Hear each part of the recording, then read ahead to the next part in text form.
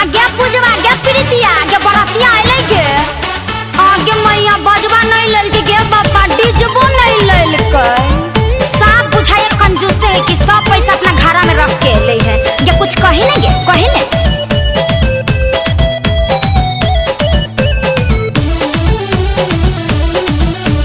पापा के देलक तिलक सब है घर में बचैलक घर में बचैलक पापा के देलक तिलक सब है घर में बचैलक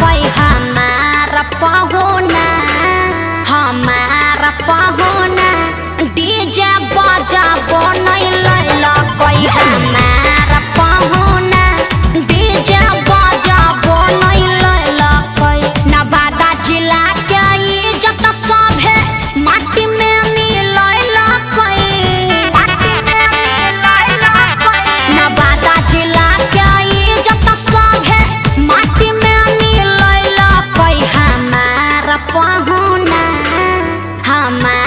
पहुना आपन नमवा हंसैलक हमार पहुना आपन नमवा हंसैलक।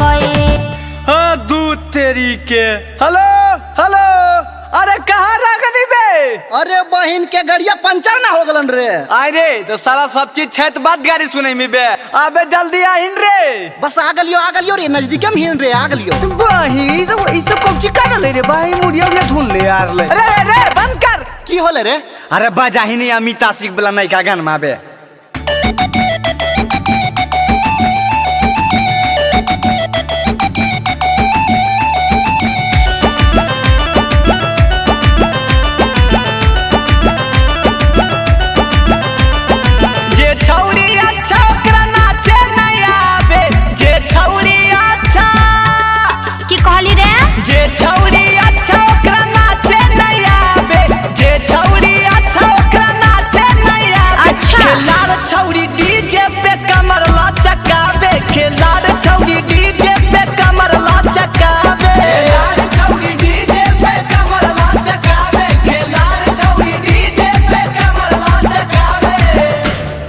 कैसन बरतिया आइले गे एको गो के मुंह कान चिक्कन नहीं है आगे गड़िया ही ना गे गड़िया ही ना।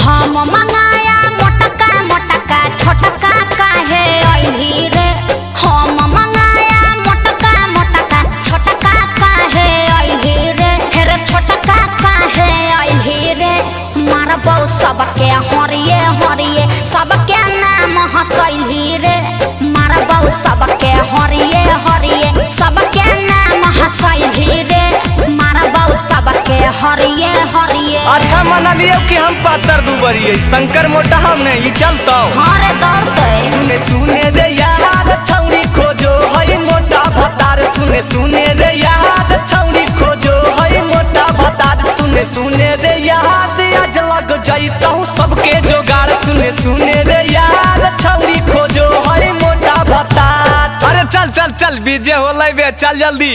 हां चल चल चल चल।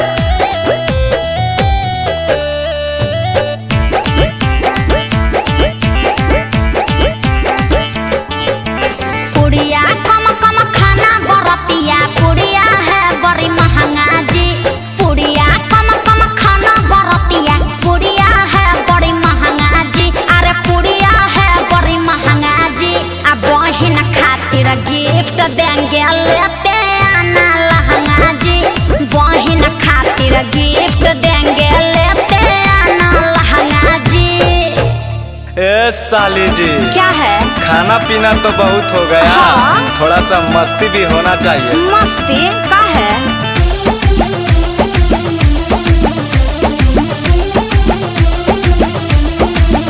प्यार करके साली रात से बिहान करेंगे मुँह देखे है अपना जाके देखे है ना मैं प्यार करके साली रात से बिहान करेंगे प्यार करके साली रात से बिहान करेंगे गाल में चुमा लेके सियान करेंगे गाल में चुमा लेके सियान करेंगे गाल में चुमा